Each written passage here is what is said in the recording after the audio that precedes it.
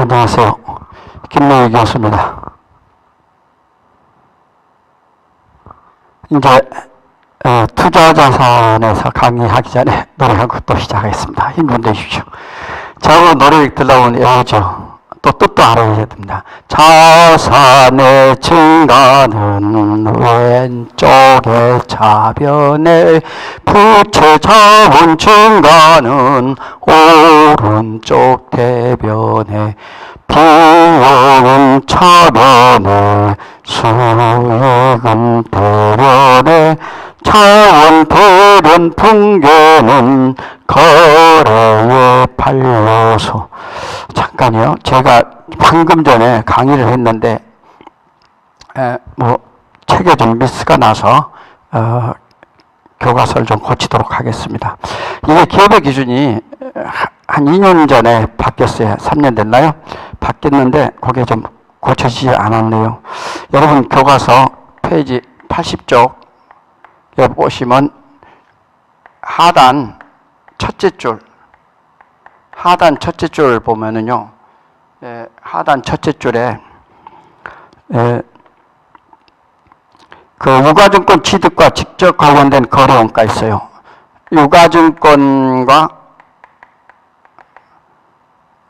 유가증권 취득과 직접 관련된 거래원가요.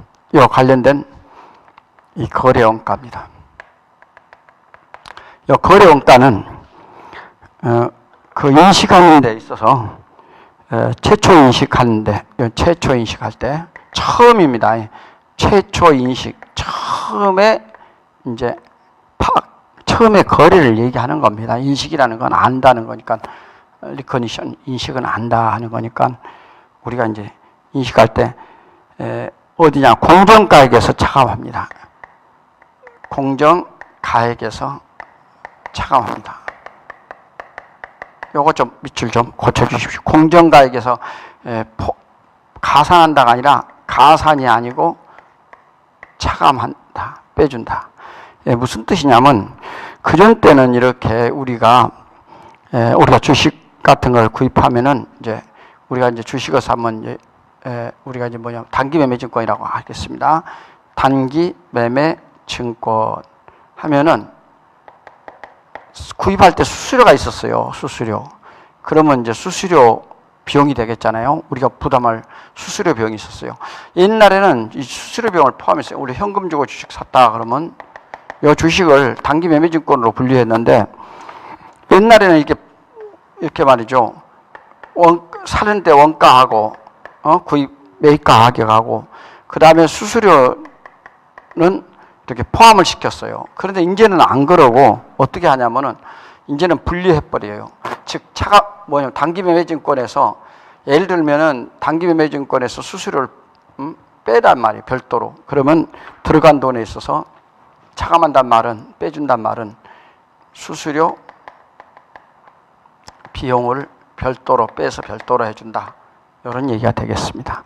이런 뜻이니까 그 교과서를 좀 고쳐주시고, 공정가액에서 직접 차감한다, 이렇게 보시면 되겠습니다.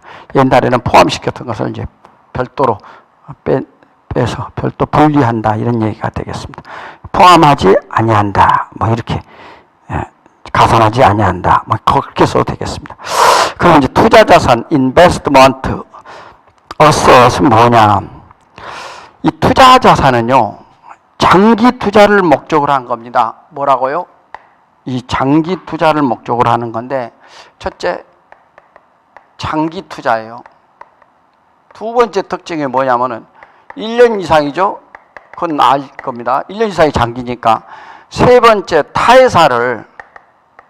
다른 회사를 지배하거나 통제할 목적으로 합니다. 그리고 장기 투자라는 것은 뭐예요? 이익을 창출하는 거죠. 이익을 창출하기 위한 것이에요. 그리고 1년 이상 보유하고요. 이런 것들이 장기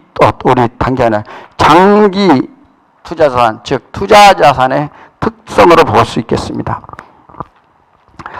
예, 이걸 이제 이익 창출은 투자 수익이라고도 합니다. 이 투자 수익. 예. 다른 회사 지배나 통제는 마음대로 다루기 위해서 특히 이제 그 경쟁 기업을 많이 이렇게 합니다. 그 다음에 이제 투자자산은 이제 관계회사 주식 사채 책을 보겠습니다. 83쪽에 보시면은 중간에 다른 회사를 지배 통제할 목적으로 하는 투자자산의 첫째, 관계회사 주식이나 사채. 둘째, 기타 지배 주식으로서 유가증권. 이런 것이 있습니다. 그 다음에 또 자본의 참가라는 참여입니다. 차변의 참여와 관계없이 여유자금을 유유자금이랍니다. 여유자금을 활용할 목적으로 하는 투자자산은 장기 금융상품, 투자부동산, 지배 목적이 아닌 유가증권 또는 출자금 이런 것 등이 있습니다. 자, 그러면 투자자산을 어떻게 분류하느냐? 장기 금융상품이 있습니다. 이 반대는 단기 금융상품입니다. 그 다음에 장기 투자증권이 있고요. 여기서는 이제 매도 가능증권, 만기 보유증권으로 1년 이상이 된 것이 해당되겠습니다. 그러니까 투자 부동산이 있어요. 사실은요, 투자 목적이나 비업무용, 우리가 비영업용이라고도 하고 하는데, 이렇게 소유하고 있는 토지, 건물, 기타 부동산은 투자 부동산이라고 합니다. 그 다음에 지분법 적용. 지분법이 뭐예요? 내가 가지고 있는 주식의 수량, 주식의 양.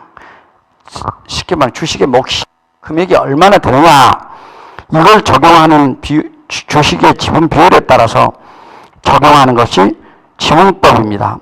이것을 우리는 지분법 적용 투자 주식이라고 하는데, 다른 회사를 지배하거나 통제하기 위해서 투자하는 투자자산인데, 이것은 반드시 일정한 요건이 충족한 주식을 가져야 했습니다. 소액 주주는 여기 해당되지 않지요. 예. 그 다음에 기타의 투자 있습니다. 첫째, 장기 금융 상품을 보겠습니다. 장기 금융 상품. 자, 장기 금융 상품. 장기 금융 상품은 만기가 1년 이내에 도래를 하면은, 이것은 이제 장기 1년 이상이지 않습니까? 보유기간이 1년 이상인데, 만약 1년 이내에 도래하면은 이걸 바꿔야 돼요. 재분류를 해야 되는데, 이것이 뭐냐면 단기 금융 상품으로 해야 됩니다. 자, 단기 금융 상품은 여러 가지가 있습니다. 많이 배웠습니다, 여러분들. 모르면은 제2단원에 가서 현금 및 현금성 자산에 들어가서 단기 금융 상품을 다시 학습하면 되겠습니다.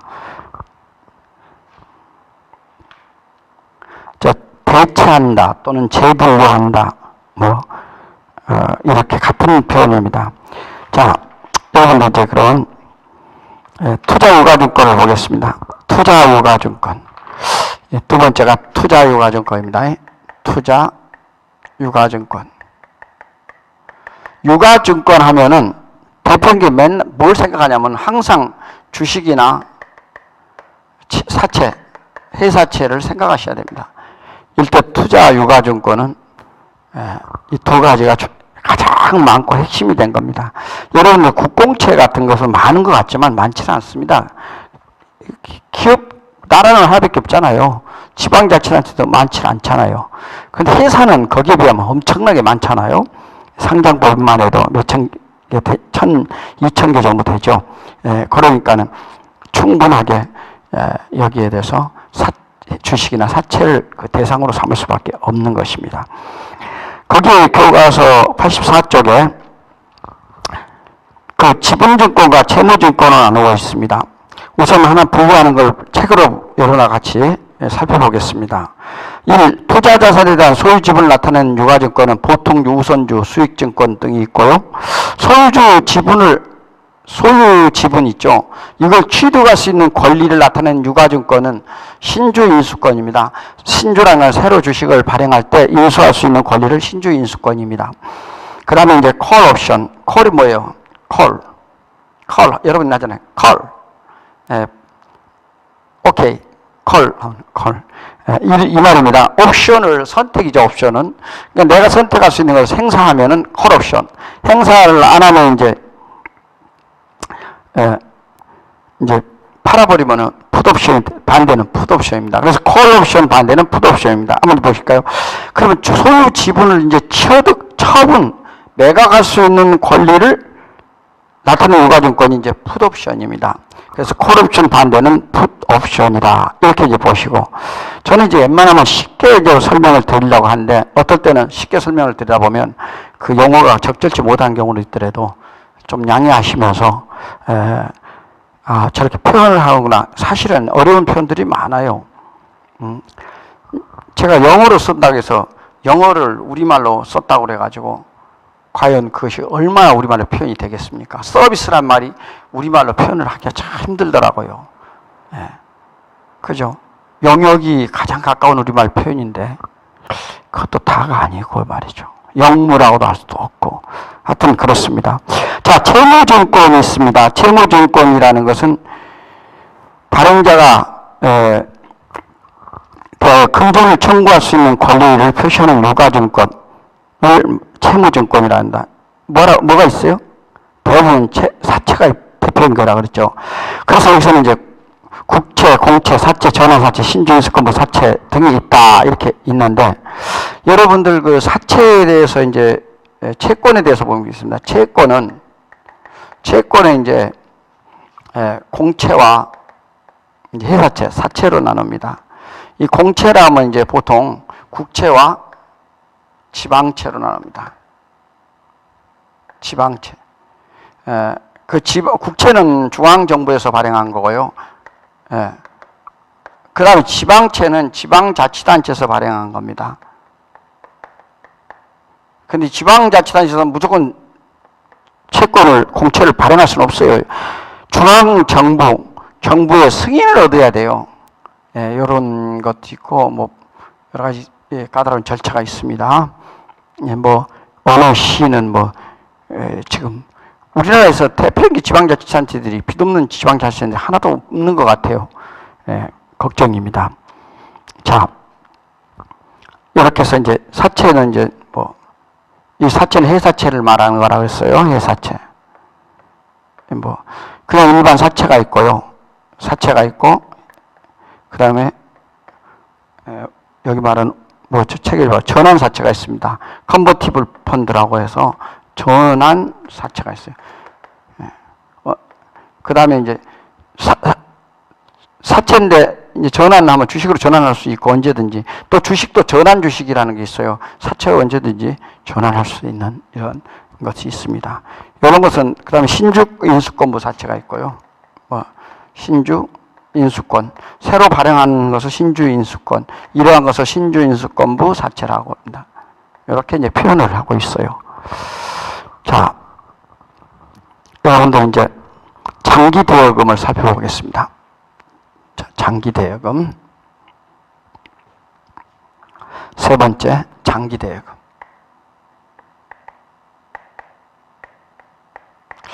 장기대여금 하면은 금전소비대차 계약이라는 말이 나옵니다. 금전소비대차 계약. 금전소비대차 계약에 의해서 이렇게 이제 이게 무슨 말이냐면, 이 소비대차라는 거는 그냥 무시를 하고요. 금전을 대차라는 것은 대는 대여하고 차는 차입이에요. 차입. 그러니까 돈을 쓰기 위해서, 이건 소비란 말은 소비는 쓰는 거죠. 이제 사용대차라고도 같은 말인데, 소비대차, 사용대차 이렇게 표현을 하는데, 여러분들 이 대차는 대여고 차입은 차입이에요. 이런 계약을 금전 소비대차, 모든 건 금전 소비 띄어도 금전 대차 계약 이렇게 되고, 소비대차에도 금전이란 말이 들어갑니다. 같은 뜻으로 쓰기 때문에 상법에 나오는 용어입니다. 계약에 있어서 타인에게 금전을 대여하는 경우 발생한 채권을 처리하는 겁니다. 그래서 상환기일이 1년 이후에 도래하는 것이 뭐냐면은 장기대여금입니다. 이것도 장기니까 1년이 있어요. 대여죠, 대여. 그러면 반대는 뭐예요? 장기 차입금 이렇게 표현하면 되겠습니다. 자, 법인세법은 현재 가치 평가를 허용하지 않고 있다. 요거 하나 며칠 쳐놓으세요. 그러니까 법인세법에서는 현재 가치 평가를 금전 소비대차 계약에 의해서는 요것만 그렇습니다. 이건 금전 소비대차는 돈을 빌려주고, 금전이 뭐예요? 돈 아니에요? 자, 현금으로 보면 됩니다. 현금이나 유가증권을 금전이라 그래요. 현금은 그냥 현금하면 우리가 일반적으로 좁은 의미 현금, 넓은 의미에서는 금전이 현금이나 같은 말입니다. 근데 좁은 의미에서 현금은 다르지만요. 그래서 이러한 것을 현금을 빌려주고 빌려오는 이러한 계약을 우리는 금전 소비대차 계약에 의해서 하는데, 이것을 우리는 인정하지 않는다는 겁니다. 법인세법에서는. 자, 그 다음에 마지막으로 네 번째가 이제 투자 부동산이 있어요. 투자 부동산. 이 투자 부동산은요, 특징이 뭐냐면 영업활동과 관계없다는 겁니다. 이제 나중에 여러분 또 부동산에 대해서 공부하는데 영업활동과 관련 없다. 관련이 없습니다. 관계가 없습니다. 그런데 이제 유형자산에 들어갔을 때 또 부동산을 합니다. 투자 부동산에서 대표적인 게 뭡니까? 토지가 있고 건물이 있습니다. 이런 투자 부동산의 특징은 토지예요. 그러면서 이제 관련이 없으면서 이걸 또 임대라든가, 요건 건물 같은 거 임대 주겠죠. 이래서 이제 임대 목적 또는 투자 임대 목적이 있고요. 또 하나는 뭐냐면은 투기도 여기다가 투자는 당연하고요. 투자 또는 투기 또는 투자 목적도 있습니다. 투자라는 것은 멀리 투기도 들어갑니다. 투기.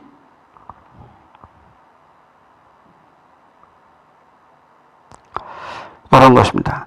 그 밖에 이제 영업 목적으로 사용한 유형자산 외에, 그러니까 영업 목적으로 한다 그러면 영업활동 관계 없다 그러는데, 영업 목적으로 하면은 어떻게 될까요? 영업 목적으로 하면은, 이런 투자 부동산은 영업 목적으로 한다 그러면 이 투자 부동산은 뭘로 처리한다? 유형자산에 들어가요. 유형자산에 들어갑니다. 영업 목적은. 그러면 대표적인 게 이제 토지, 건물, 이런 개정 과목 써요. 토지나 건물이라는 개정 과목을 여기 쓰지 않고 그냥 투자 부동산을 씁니다. 여기까지. 자, 여러분들은 이제 여기에서 오늘은 이 시간은 이제 한 20분밖에 강의를 안 했습니다. 별 앞에서 좀 많이 했고요.